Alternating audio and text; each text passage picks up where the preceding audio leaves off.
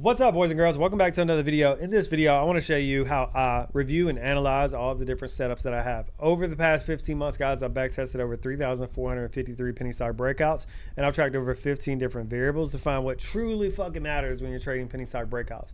So many people have their strategies that they put on YouTube. They make this video, they make that video, but nobody shows the fucking cold hard numbers. And for me, way back in January of last year, I was like, I don't want to guess, guys. I want to have the cold hard data. I don't want to cherry pick. I don't want to show you guys just winners. I want to see the winners and losers, because at the end of the day, as a trader, I want to make the best decision possible. And I can't make the best decision possible if I'm just trading off of intuition or if I'm shooting from the hip. All right. So I want to break down exactly how my dashboard, how I created this. Number one, first and foremost, break down exactly what I look for as far as take profit, win rate, etc., equity curve, green days versus red days, etc. You guys are really going to get an insight on exactly what it is I focus on as a day trader, as a coach to my one-on-one students, which, by the way, guys, I currently have 5 one-on-one students. If you are watching this, you have over $5,000 in your portfolio. I would love to take you on as a one-on-one student. My promise to you is this. I have 6 setups that have over 70% win rate. And just like you're going to see on this video, I got the fucking receipts to back it up. So my promise is I'll show you 6 setups with over 70% win rate. And if I don't do that, I'll give you a full refund. I want to take you from where you are right now, which is probably unprofitable. And I want to show you how I've back tested all of these different things and how I found real edges inside of the market and how you can actually start trading with data instead of emotion and intuition. So if that sounds like you want to provide for your family, you want to provide for yourself and feel like you're not fucking guessing, guys, click that link down below. I would love to change your life. So with no further ado, guys, let's go ahead and jump straight in. So the very first thing, when you're back testing your strategies, guys, when you are looking to, turn your strategy into something more profitable, the first thing you need to get very clear on are what are all the different variables that you're looking at. There's so many different variables, like, for example, out of the many different variables that I track price of the stock at the breakout level. I track the time of day that it broke out. I track the free float, the market cap. I track the day of the week. I track how much the stock was up. I track the country the stock was from. I track what the 1 minute time frame does, what the 5 minute time frame does. I track the volume on the breakout. So for me, like a lot of times when people say they have a strategy, they're filtering through some type of variables, whether that be indicators, whether that be some type of price action. So it's important for you to be able to filter through. Now, when I first started back testing all these different setups, is I didn't really know what had a direct correlation to win rate. I had some ideas in my head, but I didn't have the cold hard numbers to back it up. So now the reason why I created this dashboard is because it allows me to easily filter through things like time of day and things like free flow. So like, for example, if I want to see a very specific time of the day, I can click this drop down menu. I can say, okay, well, what about during this setup from 7 to 8 a.m.? Or if I want to come over here, I can go to free flow and let me click on, all the stocks I had at 50 to 200 million free flow, so on and so forth. And from there, it's going to directly create all of the numbers that you see in the middle. So for example, with all the filters that I've created for time range, free float, market cap, so on and so forth, you can see the total trades right here. You can see how many of them ran for at least 15%. Right here, you can see for 30%, for 40%. And then right here, I have a customized TP percentage. So for me, it's like the most important thing is like, okay, number one, defining the strategy and what variables truly matter. Now, once I have the variables that truly matter, next thing that I want to identify is where is the best place to put my take profit on a consistent basis. Obviously, there are going to be some stocks that pop off and go for 100%. My question is, on a consistent basis, is 100% the right take profit for me to go for? Or is it 50%? Or is it 30%? So for me, I created this so I could backtest different take profits and see what actually is the most consistent. And the way I do that, guys, is going to be this third section that I really want you to focus on right here, which is all the data that I track on a stock when it breaks out. And I don't cherry pick this. I track every single penny stock breakout that happens. So right here, you can see the actual date the stock broke out. You can see the ticker. You can see the breakout level that I put on there. You can put the time the stock broke out, where the entry should have been. This should have been your entry. And then right here, very important, what I track is what's the max percentage gain that I could have got while I was in this trade. Like if I sold at the tippity top, what was the max percentage gain that I could have got while I was in the trade?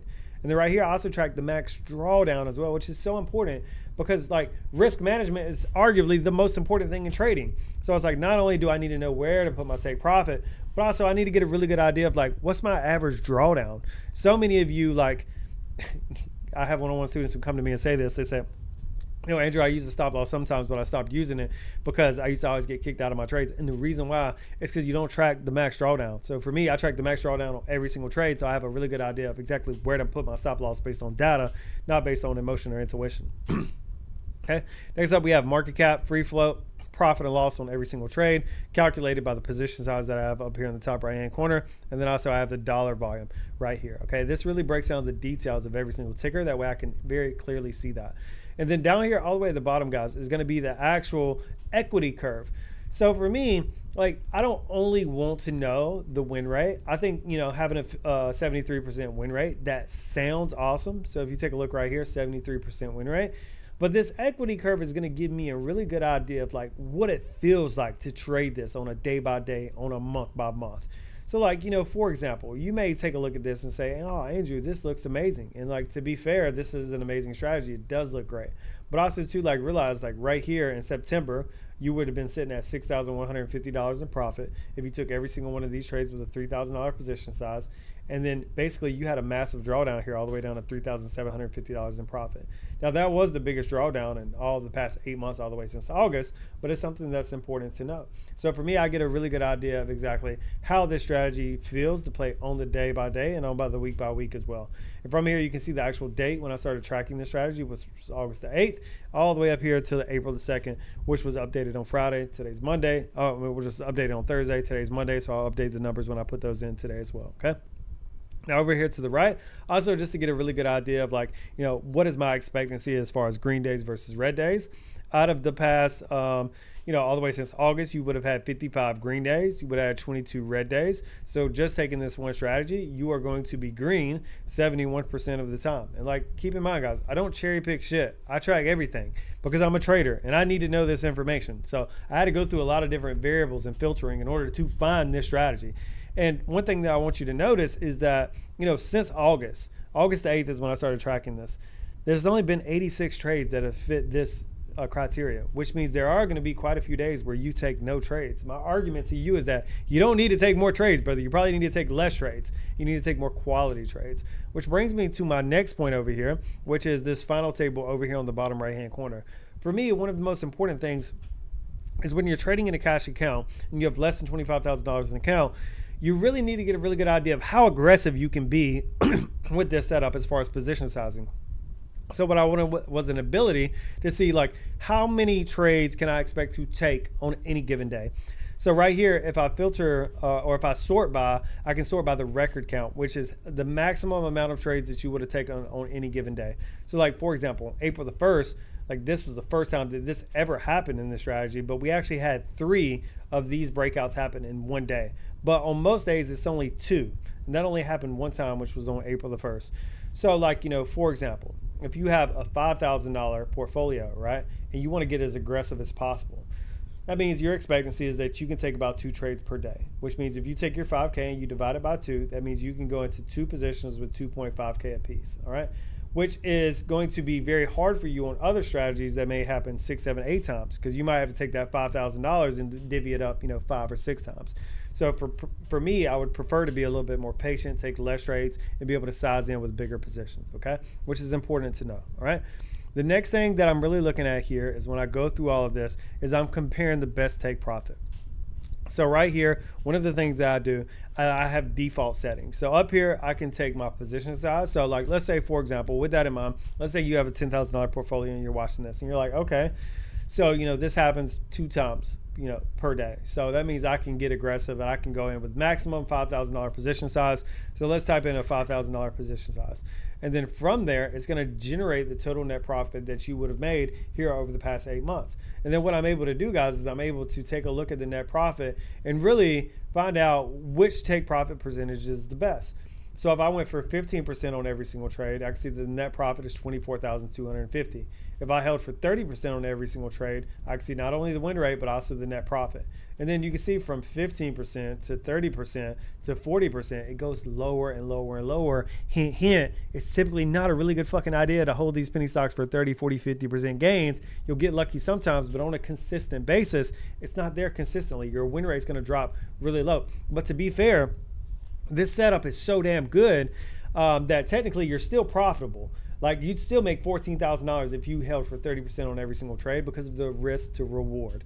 So for example, with this setup, guys, you use a 20% stop loss, right? So with a 20% stop loss and a 30% take profit, your reward is going to be bigger than your risk, which most people will tell you that you have to have a reward that is bigger than your risk. But in reality, the numbers show me that that's not true, because 15% is actually more profitable, and that's less than 20%. So actually the most profitable strategy from the default that I can see is a 15% take profit and a 20% stop loss, not a 30% take profit and a 20% stop loss. Okay, comment down below if this is all making sense. Now from there, I have a customized TP percentage, because like I have my default settings at 15, 30, and 40, so I can easily identify and get a good idea of like on average like what the right number is. And then let's say like 15%, I'm like, okay, well what about 16%? Let me type in 16%. And then from there, it's going to generate the net profit. Net profit for 16% is 23,800. Win rate drops from 73% down to 71%. So you get a couple more losers right there. You don't get quite as much profit. So I'm like, okay, well, 16% isn't more profitable. Let's go up a little bit. Let's go to 17%. 24,000 profit, still more than $19,000 in profit. Type in 18%. We get a little bit more, 20,400, but that's still less than 15%. Let me go for 19%. Now we're really falling off. You go for 19%. Now your win rate drops down all the way to 60%. And then you come down here and take a look at the equity curve. Look at this equity curve. Guys, this sucks. You just peak right here, and then you pull back, and it's a lot more choppy. It's a lot less enjoyable. So that's probably not a good idea. Let me try going down. Let me type in 14%. 14%, I have the same win rate as 15%. So if it goes for 14%, they go for 15%. So you're just losing out on some net profit right there by trying to go for 14%. Let's type in 13%. 13%, now your net profit is really dropping down. Right here, you're at 24,000. Now you go all the way down to 17,000. So going through all these different TP percentages, I can identify and say, okay, with this strategy, what has been most consistent on a consistent basis that's going to net me the most profit is a 15% take profit. And the reason why I love this strategy the most is because not only is this the most net profitable, but also by going down and taking a look at the equity curve of 15%, it's also very enjoyable. Outside of this one drawdown that you had right here, I mean, this is pretty damn steady growth. I mean, this, many of you would lie, cheat, and steal to get a portfolio growth that looks like this here in 2026. The next thing that I want to look at is I want to look at this on a month-to-month basis and really find out, like, okay, they get a really good idea, like starting at the beginning of August to the end of August, like what was my net profit. So right here, I can filter by month. I can go to August, click on only, and then from there, I'm able to break this down month by month and see how the performance of this strategy has changed from month over month. So in August, you can see 11 total trades. 10 of them ran for 15% with a 90% win rate, which is phenomenal. Net profit is 6,500. I mean, this thing was on fire in August of last year. Okay, now let's go down to September. So for September, 5 total trades. It didn't happen nowhere near as much, but all 5 went for 15% with a 100% win rate, $3,750 in total profit. Okay, great. Now let's move over to the next one. So we go from September and we go to October. October was the first unprofitable month for this strategy. 4 total trades, none of them ran for 15%, and everything got absolutely smacked. So with a 0% win rate, your net profit for the month would have been negative 4,000. This was by far and away the worst month ever for this strategy. But it's important to know, because in trading, you're going to have ups and you're also going to have downs as well. So let's go to November and see how this bad boy bounced back. So we click on November, and guess what? We get a bounce back here. 7 out of 9 trades, 77% win rate, $3,250 in net profit. Okay, now let's see if it bounced back in December. So we go here, we click on December, 13 total trades, 9 ran for 15%, 69% win rate, $2,750. Okay, let's go to January. So we click on January, 11 out of 15 trades, 73% win rate, $4,250 in net profit. Let's go to February. February, 88% win rate, 8 out of 9 trades, $5,000 in net profit. Let's go to March. We click on March. Oh, we get a dip in win rate. So 10 out of 16, 62.5% win rate, net profit of only $1,500. But we do end the month profitable. Okay, and then so far for April, this strategy has been 3 for 4 at 75%. So this is why this is one of my bread and butter, is because, like, not only do I have a high win rate, not only do I have a pretty good risk to reward, but also on top of that as well, every single month, ever since August 2025, except for October, this strategy has been net profitable. So if you want to learn this strategy, you want me to help you identify, you want to live trade with me every single day, guys, click that link down below. I'd love to have you as a one-on-one student. With that being said, I'll see you guys in the next video.